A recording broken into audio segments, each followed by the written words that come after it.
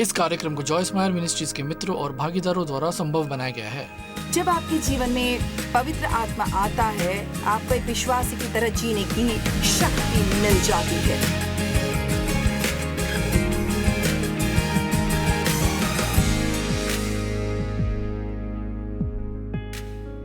आनंद लो प्रतिदिन के जीवन का में आज मेरे साथ जुड़ने के लिए आपका शुक्रिया, जहां मैं हर दिन परमेश्वर का वचन सिखाती हूं और प्रार्थना करती हूं कि जो आप सुनना चाहते हैं वो आपको मिले और आपको उनका मार्गदर्शन भी मिले। और साथ ही अच्छी खबर यह है कि मैं भी खुद को सुन सकती हूं, तो मैं भी आपके साथ सीखूंगी और बढ़ूंगी। मैं कुछ सिखा रही हूं अधर्मी संसार में धर्मी कैसे रहें।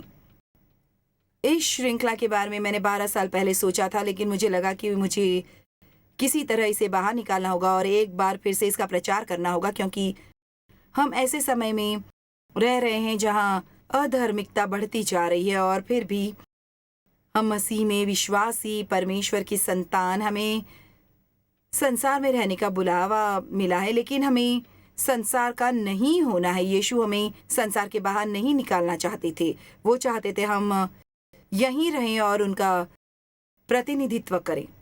उन्होंने कहा हम नमक और प्रकाश हैं। पता है एक चीज जो अंधेरे को दूर करती है और वो है प्रकाश, और नमक खाने में स्वाद लाता है। तो अगर आप इस धरती के नमक हैं तो इसका मतलब है कि लोग आपको देखकर कहेंगे भाई तुम हर चीज में स्वाद लाते हो, तुम बस जिस तरह की जिंदगी तुम जीते हो सब कुछ बेहतर हो जाता है। हम परमेश्वर के राजदूत हैं, वो हमारे जरिए लोगों से गुहार लगा रहे हैं।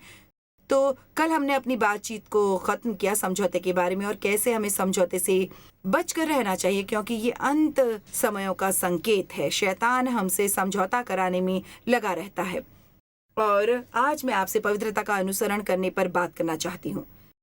पता नहीं पवित्रता के बारे में इतना अच्छा उपदेश आपने से पहले कब सुना होगा। उम्मीद है ज्यादा समय पहले नहीं, क्योंकि मैं उम्मीद करती हूँ आपके पादरी और शिक्षक आपको सिखा रहे हैं जो यीशु ने पवित्र जीवन जीने के बारे में सिखाया था।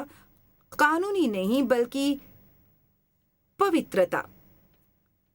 हम मसीह के लहू द्वारा धर्मी ठहरे हैं, तो परमेश्वर की हर संतान पवित्र है। आप कहोगे वैसे 1 मिनट रुको, मैं ऐसे बहुत मसीहों को जानता हूँ जो पवित्रता का व्यवहार नहीं करते। खैर पता है आप में से एक आत्मा है, आप एक आत्मा हो, आपके पास एक आत्मा है, आप एक शरीर में वास करते हो और ऐसी बहुत सारी महान चीजें जो आपकी आत्मा में है जो बाकी लोग अब तक नहीं देख पा रहे हैं, क्योंकि आप अपनी आत्मा यीशु को समर्पित नहीं कर रहे हो। कुछ नाम के मसीही हैं और कुछ ऐसे हैं जो मसीह में विश्वास करते हैं। उन्होंने उन्हें अपने पाप के लिए एकमात्र बलिदान के रूप में स्वीकार किया, लेकिन वो अभी भी शरीर के अनुसार चल रहे हैं और जी रहे हैं। और सच कहूं तो हमारी शुरुआत ऐसे ही होती है, लेकिन हमें वही नहीं रहना जहां से हमने शुरुआत की थी। परमेश्वर आपसे वहीं मिलेंगे जहां आप हैं, लेकिन वो आपसे इतना प्यार करते हैं कि वो आपको वहीं पर नहीं छोड़ देंगे और हम मुसीबत में नहीं पढ़ने वाले हैं। अगर यीशु वापस आते हैं, अगर हम अब तक पूर्ण नहीं हुए हैं, दरअसल हम कभी होंगे भी नहीं, लेकिन परमेश्वर उम्मीद करते हैं कि हम कोशिश करें।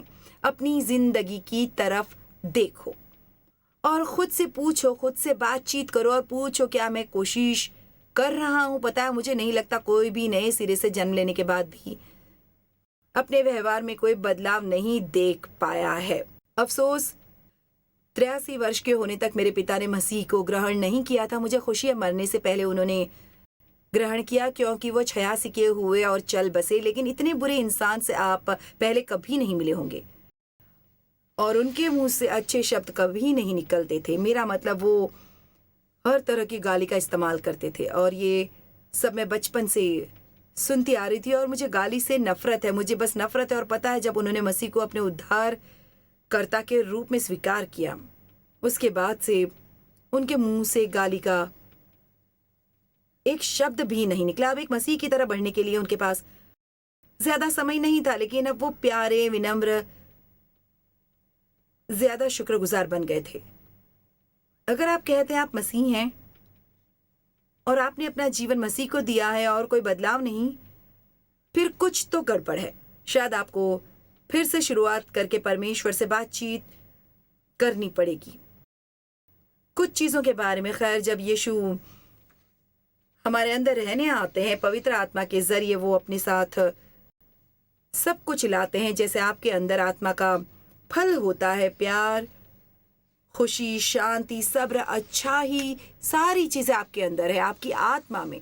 वो आपके अंदर एक बीज के रूप में है। और अगर आप उन्हें परमेश्वर के वचन से बांधे रखेंगे, उनका ख्याल रखेंगे, धार्मिकता का सूरज खुद पर चमकने दे, परमेश्वर के साथ समय बिताए, बीज को परमेश्वर के वचन का पानी पिलाएं, वो बढ़ेंगे और जल्दी आपके मन का नवीनीकरण हो जाएगा। आप वो चाहेंगे जो परमेश्वर चाहते हैं, आपका परिवर्तन हो जाएगा और आप उस तरह नहीं जिएंगे जैसा आप महसूस करते हैं। आप परमेश्वर के वचन अनुसार जिएंगे तो जैसे ही आपकी आत्मा का हिस्सा, आपका मन, आपकी इच्छा और आपकी भावनाएं आत्मा के नेतृत्व में आने लगेंगी, आपकी आत्मा की, फिर लोग आपके शरीर के जरिए यीशु को चमकता हुआ देखेंगे और उन्हें इसकी जरूरत है। पता है, हम कह सकते हैं मेरा दिल साफ है। जब तक लोग मुझे न बिगाड़े, पर लोग आपका दिल नहीं देख सकते। परमेश्वर कर सकते हैं पर लोग नहीं, वो सिर्फ आपका व्यवहार देख सकते हैं। और कुछ दिन पहले हमने बात की थी कि सिर्फ एक धर्मी व्यवहार होना कितना जरूरी है। तो हम पवित्रता की बात करेंगे। इब्रानियों 10:10, उसी इच्छा से हम यीशु मसीह की देह के एक ही बार बलिदान चढ़ाए जाने के द्वारा पवित्र किए गए हैं। अब उसने कहा हम पवित्र किए गए हैं। वैसे अगर आप किए गए हैं तो आप हैं। 3 वचन बाद वचन 14 में यहाँ कुछ लिखा है जिससे आप कंफ्यूज हो सकते हैं अगर आप इसे ठीक से समझ नहीं पाते। वचन 14, क्योंकि उसने एक ही चढ़ावे के द्वारा उन्हें जो पवित्र किए जाते हैं। तो वचन 10 में लिखा है हम पवित्र किए गए हैं। अब वचन 14 कहता है पवित्र किए जाते हैं। खैर, मैं इस बारे में ही बात कर रही थी कि आपकी आत्मा में क्या है। पवित्र आत्मा को पवित्र आत्मा कहा जाता है क्योंकि वो पवित्र है। और इसलिए जब पवित्र आत्मा आपके अंदर निवास करने आता है, वो अपने साथ पवित्रता लाता है। तो आप पवित्र हैं, आपकी आत्मा में आप पवित्र किए गए हैं। लेकिन फिर भी उस कार्य के द्वारा आप पवित्र किए जा रहे हैं जो पवित्र आत्मा आपके अंदर निवास करके कर रहा है। इसे पवित्रकरण कहते हैं। हम आत्मा के द्वारा पवित्र किए गए हैं, जिसका मतलब है पवित्र बनाए गए हैं। पता है, परमेश्वर ने हमें विश्वास द्वारा धार्मिकता दी है। ये हम पर थोपा गया है, हमें दिया गया है। लेकिन फिर भी हम सब कुछ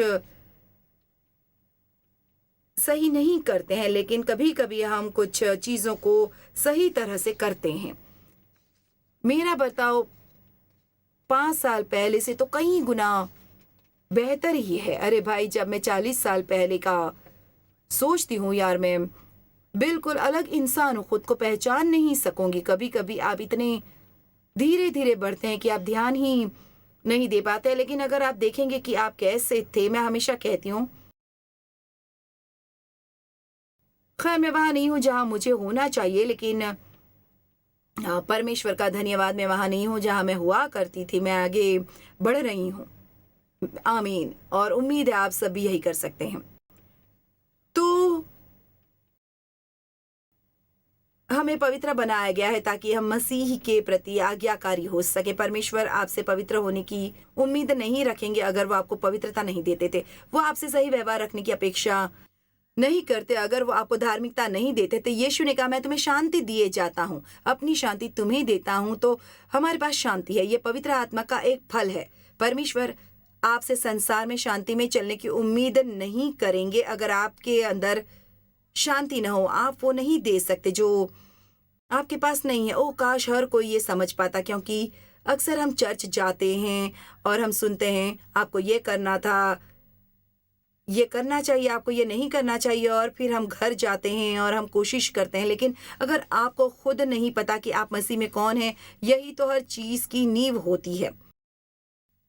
मैं मसीह में कौन हूँ, यीशु ने मेरे अंदर क्या बदलाव किया है। और जब मुझे यकीन होता है कि मेरे पास वो सारी चीज़ें हैं जो परमेश्वर कहते हैं मेरे पास है। अगर मैं उस तरह का व्यवहार भी नहीं कर रही, लेकिन मैं यकीन कर रही हूँ, फिर जो मैं विश्वास करूँगी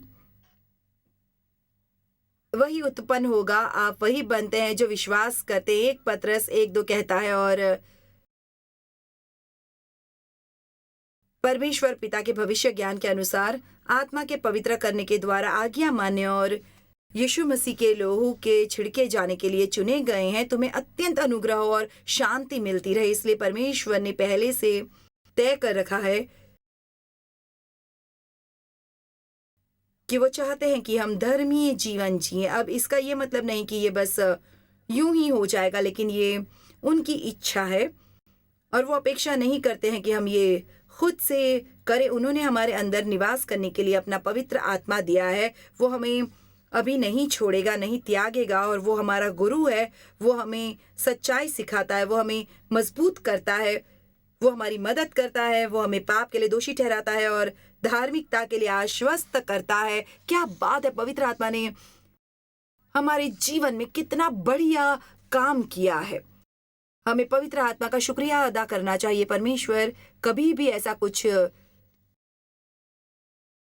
नहीं करने को कहते हैं बिना वो दिए जिसे हमें करने की जरूरत है।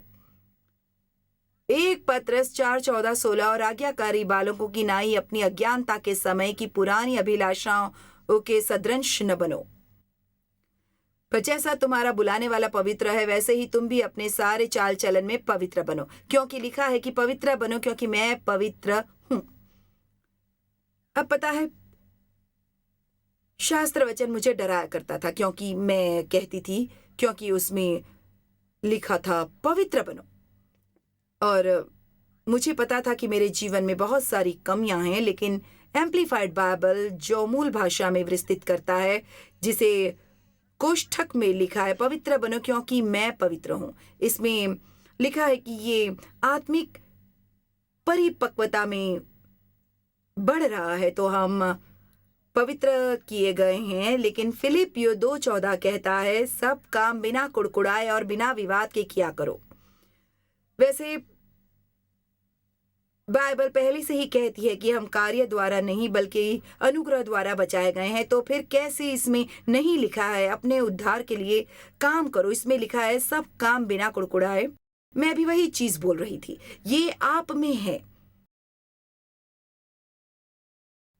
वो है आपके अंदर है, आपके अंदर है, लेकिन शायद दुनिया उसे अभी तक नहीं देख पा रही है। मैं हमेशा कहती हूँ, जब आप नए सिरे से जन्मे होते हैं, अगर आप गंजे हैं, आपके सिर पर बाल नहीं उगते, आप नए सिरे से जन्मे हैं, अगर आप मोटे हैं, आप अचानक 50 किलो नहीं घटा लेते और फिर अचानक से एक ही रात में आपका वजन बिल्कुल सही है। परमेश्वर हमारी मदद के लिए है, वो हमारे लिए सब कुछ करने के लिए नहीं है।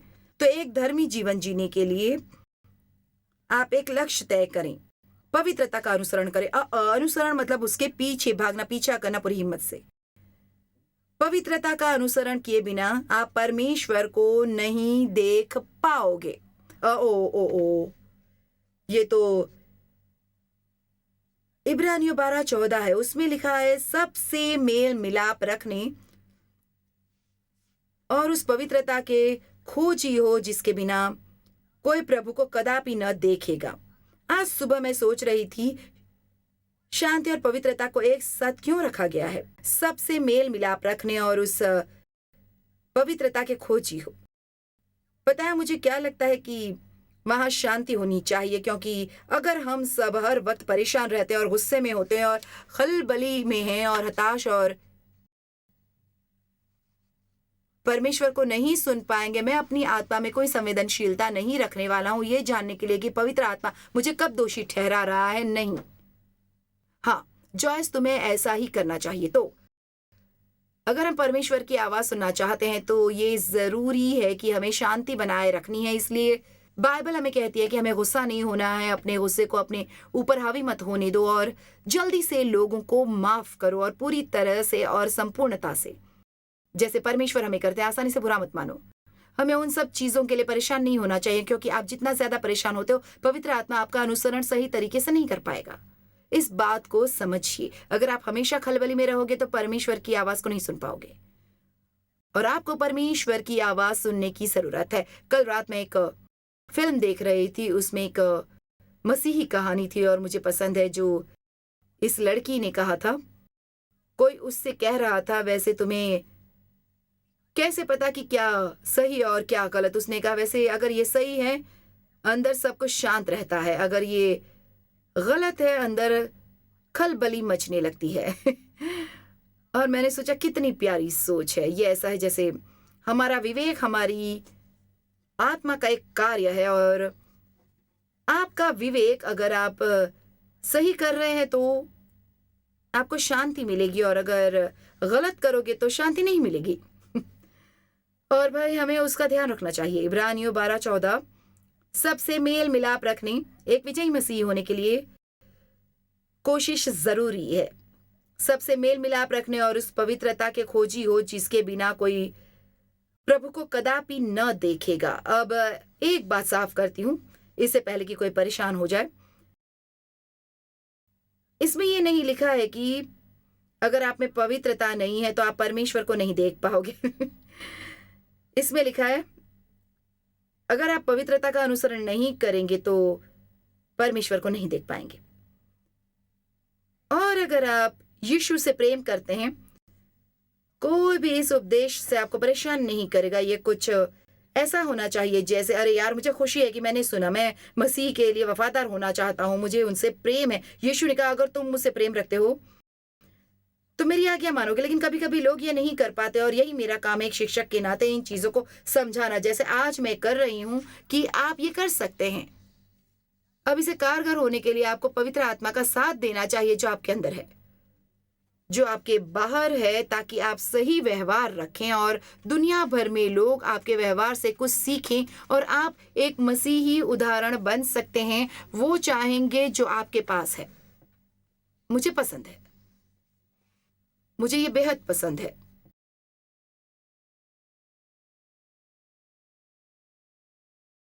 लेकिन अनुग्रह द्वारा उद्धार के बारे में क्या, न कि कार्य द्वारा।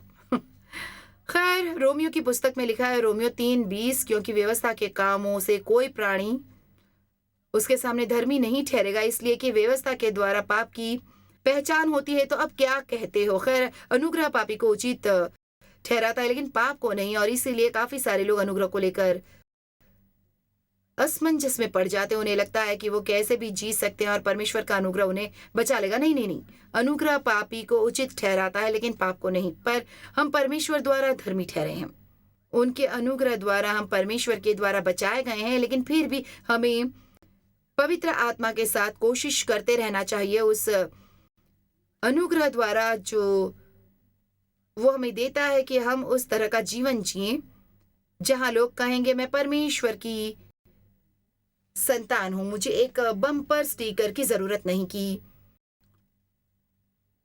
लोग मुझे पहचाने कि मैं एक मसीह हूं। मैं चाहती हूं वो जाने कि मैं एक मसीह हूं। जिस तरह मैं उनसे बर्ताव करती हूं और मेरा खुद का बर्ताव और हमारा व्यवहार हमेशा सही नहीं होता।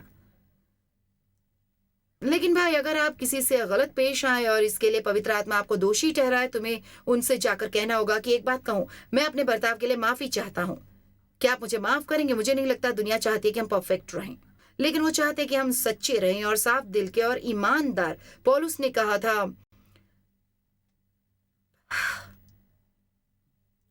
परमेश्वर का अनुग्रह जो तुम पर हुआ व्यर्थ न रहने दो। हमें अपने जीवन में हर क्षेत्र में परमेश्वर के अनुग्रह की जरूरत है। अब ये बहुत आसान है। वैसे ही विश्वास भी यदि कर्म सहित न हो तो अपने स्वभाव में मरा हुआ है।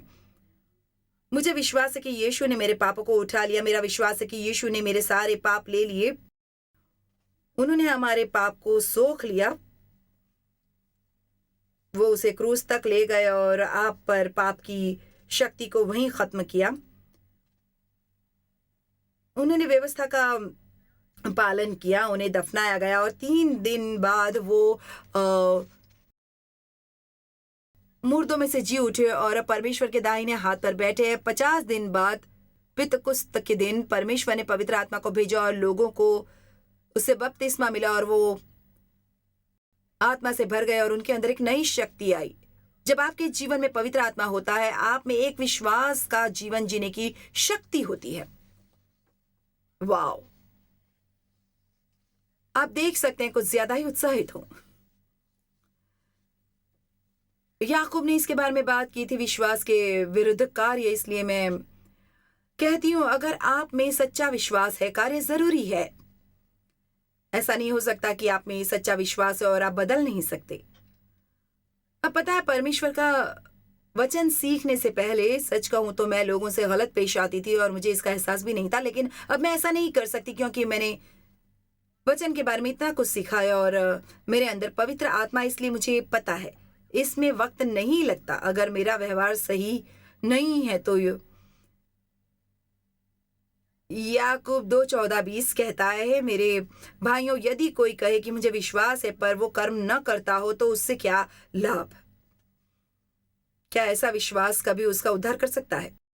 यदि कोई भाई या बहन नंगे उघाड़े हों और उन्हें प्रतिदिन भोजन की घटी हो और तुम में से कोई उनसे कहे, कुशल से जाओ, तुम गर्म रहो, तृप्त रहो, पर जो वस्तुएं देह के लिए आवश्यक है वो उन्हें दे दो, तो क्या लाभ? पता है, हम अक्सर ऐसा करते हैं। वैसे कुछ साल पहले परमेश्वर ने मेरे दिल के अंदर एक बात रखी थी। उन्होंने कहा, मुझसे उन चीजों को करने के लिए मत कहो जो तुम खुद कर सकती हो। शायद कोई आपसे कहे, पता है मैं सच में मुसीबत में हूं, मैं इस महीने का किराया नहीं दे पाई क्योंकि मेरा बच्चा बीमार था, और पता है वो एक असली जरूरत थी। गलातियों 6:10 कहता है, इसलिए जहां तक अवसर मिले हम सबके साथ भलाई करें, विशेष करके विश्वासी भाइयों के साथ। तो आप परमेश्वर से प्रार्थना करते हैं कि वो उन्हें किराए का पैसा दे, लेकिन आपके पास भी पैसा है, आप उनका किराया भर सकते हैं। अब टीवी बंद मत कर देना।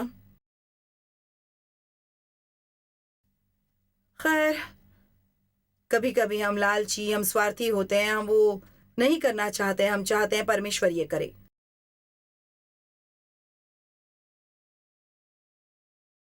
लेकिन हम नहीं करना चाहते। उसी तरह विश्वास भी अपने आप में है। अगर आप कार्य द्वारा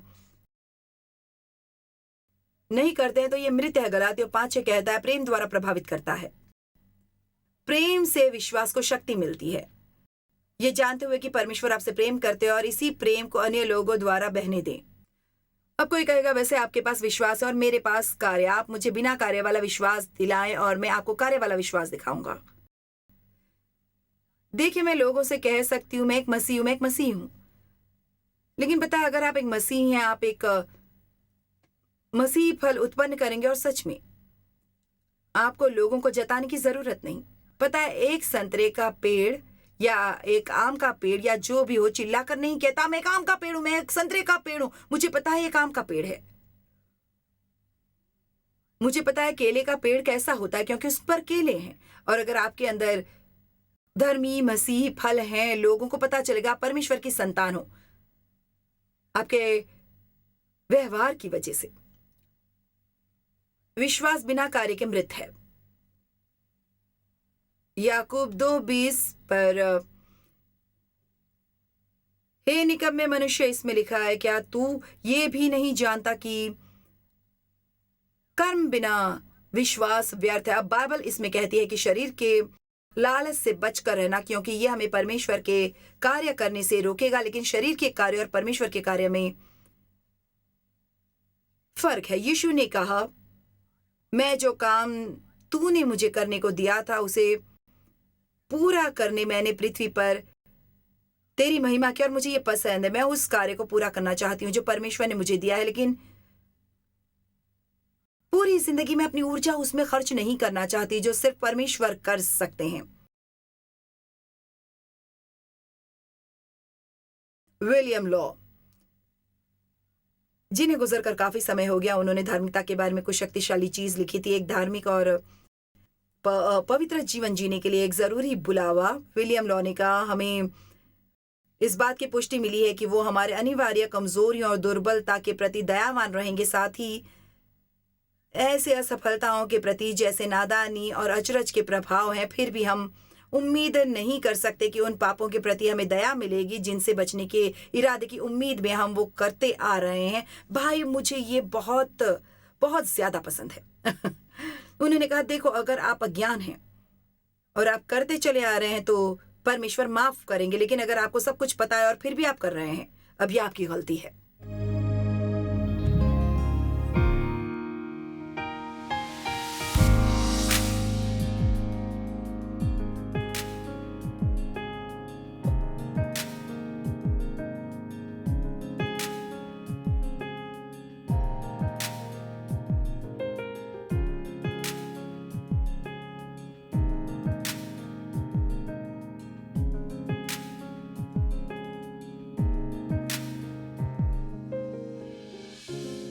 इस कार्यक्रम को जॉयस मायर मिनिस्ट्रीज के मित्रों और भागीदारों द्वारा संभव बनाया गया है।